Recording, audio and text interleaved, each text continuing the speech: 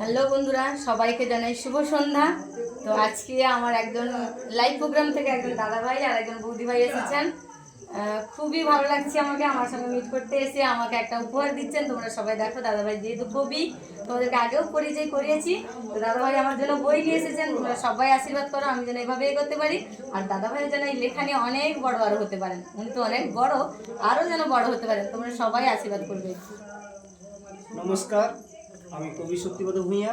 আমার ছোট্ট বোন, একদম আদরের বোন অপর্ণা বেরা। ওকে আমি খুব স্নেহ করি এবং মন থেকেই আদর এবং শ্রদ্ধা সব কিছু নিয়েই আমি আমার 5টা কাব্যগ্রন্থ বেরিয়েছে। তার মধ্যে চলন্ত জীবনের বাইপাস এই বইটা, এবং আমার ওয়াইফ হলুদ সকালে ফোটা ফুল হাতে রেখেছে সে বই।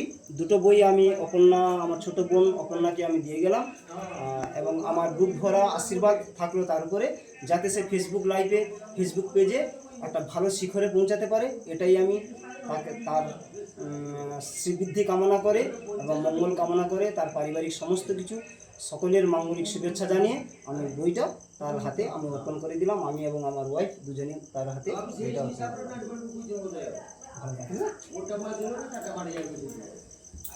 থাক ছোট বোন।